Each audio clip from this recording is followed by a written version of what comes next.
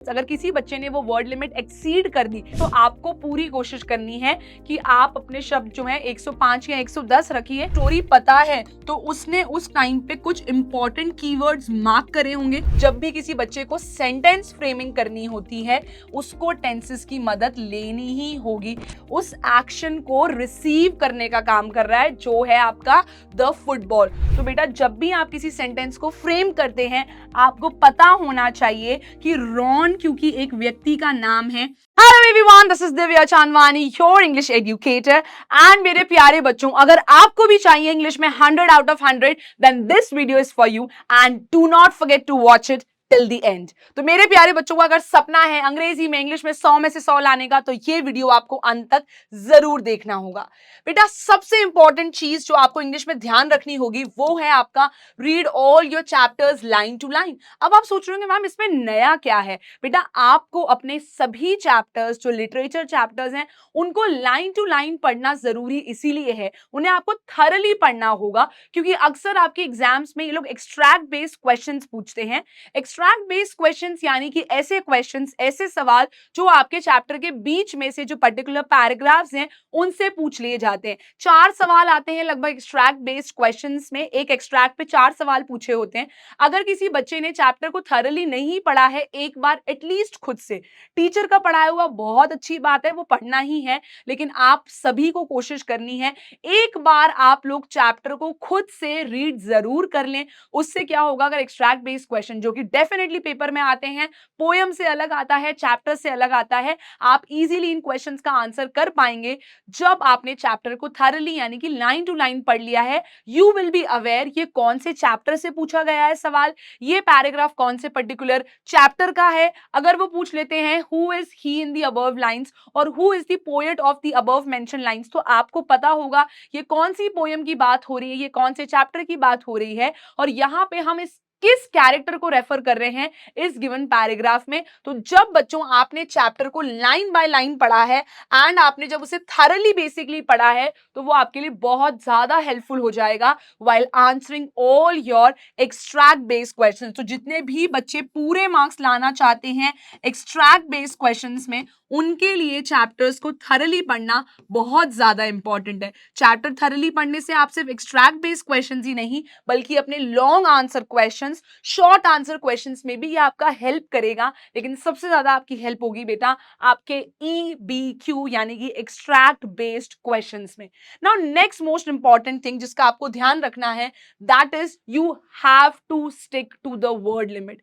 आप सोच रहे हैं मैम अगर हम वर्ड लिमिट को स्टिक नहीं करेंगे, अगर हम वर्ड लिमिट पे स्टिक नहीं करें, अगर हमने एक्सटेंड कर दी, एक्सीड कर दी तो क्या ये हमारे लिए प्रॉब्लमैटिक होगा? तो इसका जवाब है जी हाँ, ये आपके लिए बहुत प्रॉब्लमैटिक हो सकता है और इतना प्रॉब्लमैटिक हो सकता है कि आपके मार्क्स भी कट हो सकते हैं। आपके मार्क्स कैसे कट हो सकते हैं बेटा? अगर आपको लॉन्ग आंसर टाइप क्वेश्चन लिखना है जिसकी वर्ड लिमिट है 100 to 120 वर्ड्स, अगर किसी बच्चे ने वो वर्ड लिमिट एक्सीड कर दी, 1 या 2 वर्ड से एक्सीड करी है तो एग्जामिनर आपके शायद नंबर ना काटे क्योंकि 2 या 3 वर्ड से इतना फर्क नहीं पड़ता। पर अगर किसी बच्चे ने अपनी जो आंसर है वो ज्यादा एक्सीड कर दिया है, 120 वर्ड्स तक लिख सकते थे और लगभग 150 या 160 वर्ड्स तक उसको लिखा है, तो ये डेफिनेटली आपके लिए प्रॉब्लमैटिक हो सकता है। और जो आपका 5 मार्क्स का क्वेश्चन है जहां पे आप डेफिनेटली फुल या एटलीस्ट 4.5 ला सकते थे आउट ऑफ 5, वहीं पर आपके नंबर हो जाएंगे 3.5 या 4 क्योंकि आपने जो भी क्वेश्चन में गिवन था उसको स्ट्रिक्टली फॉलो नहीं करा है। तो आपको अपने लिटरेचर के आंसर्स में ध्यान रखना है, you have to stick to the word limit. And next most important चीज है बच्चों आपका राइटिंग सेक्शन। राइटिंग सेक्शन में बच्चे अक्सर ये गलती कर देते हैं when it comes to letter writing, कभी कभार वो बहुत कम लिख देते हैं, जब उन्हें नहीं आ रहा होता है वो आधे पेज में या लगभग बहुत बार 5 से 6 लाइन में छोड़ देते हैं, वो आपको नहीं करना है। अगेन अगर आपके लेटर राइटिंग में अगर आपकी वर्ड लिमिट वो आपको क्वेश्चन में देंगे, it is usually 100 to 120 words की वर्ड लिमिट होती है या कभी कभार 120 से 150 वर्ड्स की वर्ड लिमिट होती है, तो आपको पूरी कोशिश करनी है कि आप अपने शब्द जो है 105 या 110 रखिए, वो बेस्ट रहेगा। एक्सीड भी मत करिए, बिल्कुल कम भी मत लिखिए, इससे हाई चांसेस होंगे आपका एग्जामिनर डेफिनेटली आपको फुल आउट ऑफ फुल दे सकता है। अगर आपने वर्ड लिमिट का ध्यान रखा है, फॉर्मेट का ध्यान रखा है और अपनी ग्रामेटिकल मिस्टेक्स पे फोकस किया है, ये तीनों चीजें जिसकी हैं वो राइटिंग सेक्शन में easily full out of full ला सकता है without any deduction of marks. तो please stick to the word limit, बिल्कुल उसे कम भी मत लिखिएगा,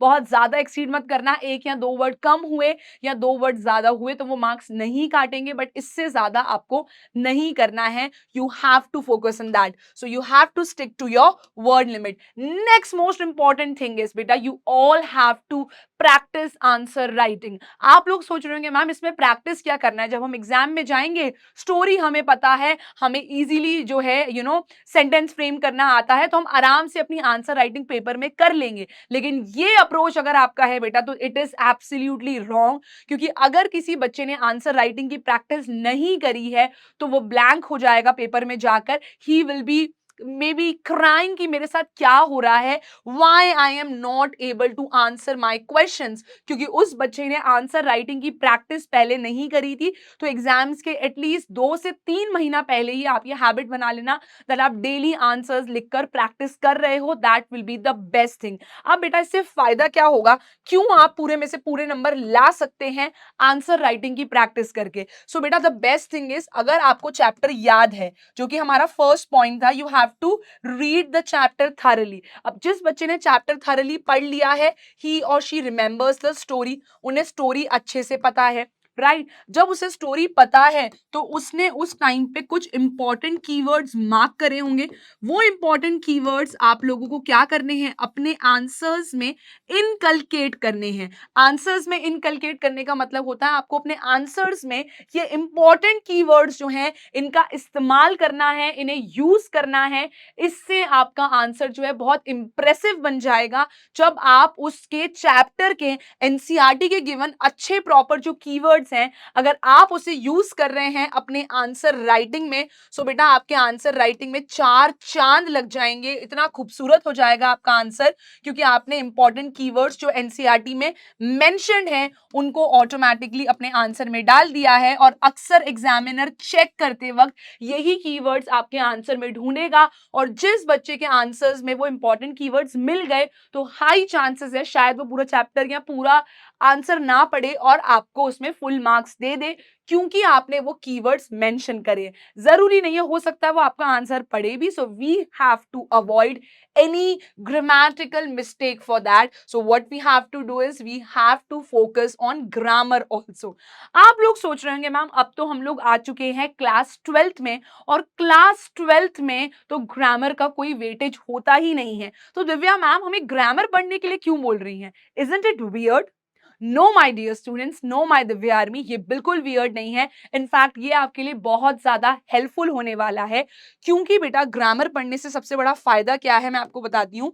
ग्रामर में सबसे पहला आपको जो टॉपिक पढ़ना चाहिए that is your chapter, that is tenses. Now the question that comes to your mind is tenses तो हमारे सिलेबस में नहीं है when we are talking about class 12। जी हाँ, आप यहाँ पर बिल्कुल सही हैं, लेकिन बेटा टेंसेस जिसको पता है, if you know present tense, past tense, future tense, इनके चारों आपको सब कैटेगरीज जो हैं वो पता हैं, उनके स्ट्रक्चर और यूसेज आपको पता है, तो डेफिनेटली ये आपको हेल्प करने वाला है सेंटेंस फ्रेमिंग में। जब भी किसी बच्चे को सेंटेंस फ्रेमिंग करनी होती है उसको टेंसेस की मदद लेनी ही होगी, इसके बिना कोई भी चीज फ्रेम कर पाना लगभग असंभव है। क्योंकि बेटा किसी भी सेंटेंस को फ्रेम करते वक्त 3 चीजों की आवश्यकता हमें पड़ती है, और उसका फॉर्मूला इंग्लिश में होता है that is subject plus verb plus object. Subject plus verb plus object आपका स्ट्रक्चर होता है, ये हर बच्चे को पता होना चाहिए। सब्जेक्ट यानी कि कौन उस कार्य को कर रहा है, यानी कि who is the doer of the action. Ram place in the park, तो राम प्लेस में प्लेस क्या है, वर्ब है। तो किसी भी सेंटेंस को फ्रेम करते वक्त आपको इन 3 चीजों की आवश्यकता होगी, सब्जेक्ट, वर्ब एंड ऑब्जेक्ट। जरूरी नहीं है हर गिवन सेंटेंस में वो ऑब्जेक्ट ही हो, बहुत बार वो other words in a sentence भी हो सकते हैं। अगर मैं बोलूं रॉन किक्ड द फुटबॉल, तो यहां पे बेटा रॉन क्या हो गया, रॉन हो गया आपका सब्जेक्ट जो काम कर रहा है, किक्ड हो गया आपका वर्ब क्योंकि वो बता रहा है क्या काम हो रहा है, what is the action that is being performed, और आपका फुटबॉल हो गया ऑब्जेक्ट, क्योंकि ये क्या कर रहा है, उस एक्शन को रिसीव करने का काम कर रहा है जो है आपका the football. So Ron kicked the football, ये एक परफेक्ट एग्जांपल है सब्जेक्ट वर्ब एंड ऑब्जेक्ट का। ये सेंटेंस स्ट्रक्चर मैं आपको आज क्यों बता रही हूं, क्योंकि बेटा ये एक बेसिक तरीका है अपने सेंटेंस को सही तरीके से फ्रेम करने का, फॉर्म करने का, जिसके लिए आपको टेंसेस बहुत हेल्प करने वाला है। Kicked is second form of verb, जो अगेन आपको पास्ट टेंस यानी कि टेंसेस से मिलती है। तो अगर आपको ये लगता है कि मुझे टेंसेस स्किप करना चाहिए because now I am a grown up, I am in class 10th और क्लास 12th, तो जी नहीं, आपको ऐसा बिल्कुल नहीं करना है कि मैं 10th 11th करके आया हूं तो मैं ये स्किप कर दूं। जी नहीं, आपको टेंसेस पे बहुत अच्छे से फोकस करना है to avoid any grammatical mistake. And the second most important topic जो आप गलती से भी स्किप नहीं कर सकते हैं, that is subject verb agreement. Now why subject verb agreement, अक्का उर्फ एसवीए के नाम से जिसे आप जानते हैं, ये इतना इंपॉर्टेंट क्यों है, क्यों पढ़ना चाहिए आपको सब्जेक्ट वर्ब अग्रीमेंट? क्योंकि बेटा इसका नाम ही आपको बता रहा है, जब वर्ब सब्जेक्ट से अग्री हो, जब इनका अग्रीमेंट हो जाए, उसे हम कहते हैं सब्जेक्ट वर्ब अग्रीमेंट। तो बेटा जब भी आप किसी सेंटेंस को फ्रेम करते हैं, आपको पता होना चाहिए कि रॉन क्योंकि एक व्यक्ति का नाम है तो उसके साथ सिंगुलर वर्ब आएगी, रॉन प्लेज। लेकिन अगर हम दो व्यक्तियों की बात कर रहे हैं तो मैं बोलूंगी दे प्ले। ऐसा मैंने क्यों कहा, क्योंकि दे एक आपका प्लूरल सब्जेक्ट है, एक प्लूरल वर्ब उसके बाद आएगी। सिंगुलर आपका है रॉन, जो कि आपका सिंगुलर सब्जेक्ट है, तो उसके पीछे वर्ब भी सिंगुलर आएगी। अगर आपको वर्ब आइडेंटिफाई करनी है वो सिंगुलर है या प्लूरल है, लास्ट में उसमें एस देख लेना, जब भी उसमें एस या ईएस आए वो एक सिंगुलर वर्ब होगी। तो बेटा ये आपके ग्रामर के दो मोस्ट इंपॉर्टेंट टॉपिक्स हैं, दैट इज टेंसेस एंड एसवीए। इसके बिना आप आंसर राइटिंग नहीं कर पाएंगे, और अगर आप करेंगी भी तो भी डेफिनेटली आपकी जो है ग्रामेटिकल मिस्टेक होने वाली है। So these are the two most important topics. इसके बाद अगर कोई इंपॉर्टेंट है तो that is your determiners. Determiners के अंदर आपका आता है आर्टिकल्स। हर इंसान को ए एंड द का यूसेज पता होना चाहिए, ताकि आप आंसर राइटिंग करते वक्त, चाहे वो लिटरेचर का हो या फिर राइटिंग सेक्शन का हो, आप ये गलती ना करें और इनका करेक्ट यूसेज अपने आंसर्स में यूज करें, जिससे कि एग्जामिनर इजीली आपको फुल आउट ऑफ फुल देगा, चाहे वो लिटरेचर पार्ट हो, चाहे वो आपका राइटिंग सेक्शन वाला पार्ट हो। So my dear students, you have to focus on grammar at any cost, चाहे उसका कोई स्पेसिफिक सेक्शन आपके पेपर में नहीं आने वाला है। And next, last but not the least, which is again very important, is you all have to solve your sample papers. CBSE के जो सैम्पल पेपर्स हैं आपको वो सॉल्व करने हैं, एंड आपको साथ ही साथ एटलीस्ट पिछले 5 साल के प्रीवियस ईयर क्वेश्चंस भी सॉल्व करने हैं। अब इससे क्या फायदा होने वाला है उसे समझ लेते हैं। बेटा सैम्पल पेपर किस तरीके से सॉल्व करना है, आपको एक टाइमर लगाना है। What you have to do is, आपको एक टाइमर लगाना है इसको सॉल्व करने से पहले।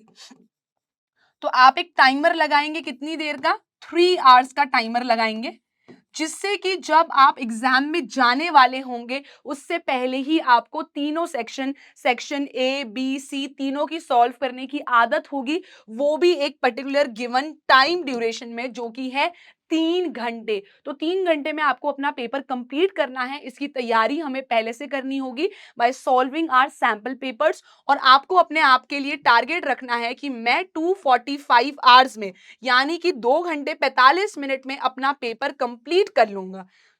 Now you must be wondering, ma'am हमारे पास तो अभी भी 15 मिनट बचे हैं, तो आप 15 मिनट क्यों हमें वो यूटिलाइज नहीं करने देनी है? बेटा ये 15 मिनट आपको रखने हैं अपने रिवीजन के लिए, वो भी खासकर अपना राइटिंग सेक्शन और लिटरेचर वाला पार्ट। कभी कभार वहां पे 1 या 2 वर्ड स्किप होने से अर्थ का अनर्थ हो जाता है। तो इस 15 मिनट में आपको जहां भी लगता है कि यार यहाँ मैंने अपना बेस्ट नहीं दिया है, आई नीड टू रिवाइज, बहुत ज्यादा कट नहीं करना है। It will make your copy very untidy, it will not at all look good. तो आपको बहुत ज्यादा कटिंग वर्क नहीं करना है। बट इन केस अगर आप कोई पर्टिकुलर आर्टिकल लगाना भूल गए हैं, कोई वर्ड मिस हो गया, for example some boys were standing there, और आप सम लगाना भूल गए, तो आप क्या कर सकते हैं, इस तरीके से एरो मार्क करके सम लिख सकते हैं, ताकि आपके मार्क्स भी ना कटें और आपको जो रिवीजन का टाइम मिला उसको आप बेस्ट तरीके से यूटिलाइज करके अपने पूरे में से पूरे मार्क्स ला पाए।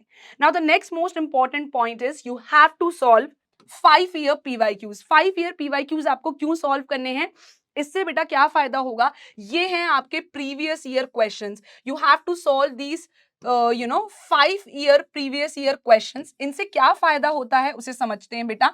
आप कोशिश कर रहे हैं कि आप पिछले 10 साल के पीवाईक्यू सॉल्व कर पाएं, बट अगर 10 साल के ना हो पाए, वो बहुत ज्यादा लगे, सो एटलीस्ट कोशिश करना आप 5 साल के जरूर सॉल्व कर पाएं।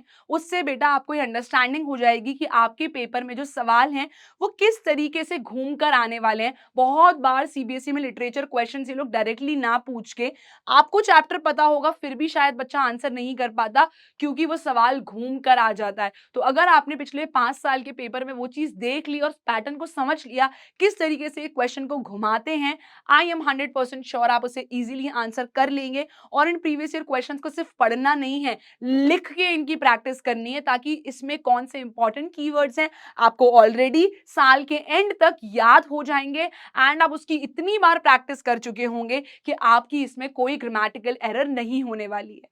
अक्सर बेटा पेपर में ऐसा होता है, जब हमें कोई सवाल देखा हुआ होता है या हमने उसे पहले सॉल्व करा हुआ होता है, तो हमारा कॉन्फिडेंस लेवल भी यहां से यहां चला जाता है, सुपर से भी बहुत ऊपर पहुंच जाता है। तो अगर आप भी अपने कॉन्फिडेंस को ऊपर से सुपर पहुंचाना चाहते हैं, तो उसके लिए आपको ये सवाल पहले से स्टार्टिंग से सॉल्व करने होंगे।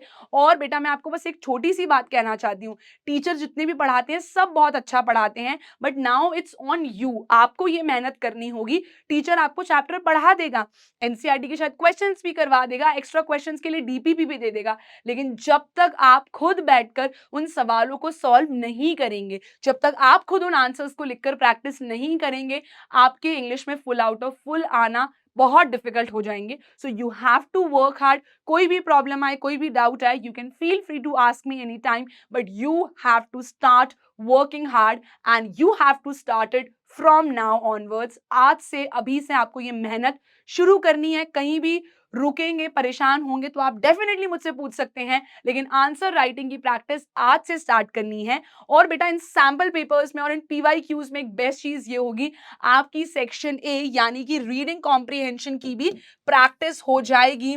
और मैं ये नहीं बोलती हूँ कि रीडिंग कॉम्प्रिहेंशन आपको देखा हुआ मिलेगा तो आपको मजा आ जाएगा, लेकिन जब आपने ऑलरेडी 30 to 40 पैसेजेस या 30 to 50 पैसेजेस सॉल्व कर रखे हैं पूरे पूरे, तो कहीं ना कहीं आपका कॉन्फिडेंस सुपर से भी बहुत ऊपर हो जाएगा। एंड आई एम श्योर मेरी दिव्यारवी बहुत अच्छे से अपना एग्जाम देकर आएगी। So that's all for today. And अगर आपके 100 आउट ऑफ 100 नहीं भी आते हैं वर्स्ट केस सिनेरियो इंग्लिश में, अगर 98 99 भी आते हैं बेटा लैंग्वेज सब्जेक्ट्स में, I think this is very very very good. ये बहुत अच्छे, बहुत बेहतरीन मार्क्स हैं। So let's aim for 100 out of 100. But even if we land at 97, 98, that will be super duper good. So I will see you all in the next video. अगर आपको ये video helpful लगा, then do let me know in the comment section. I will keep on bringing such videos for all of you जो आपके लिए काफी helpful हो. Thank you everyone. This is your Divya ma'am signing off. Jai Hind.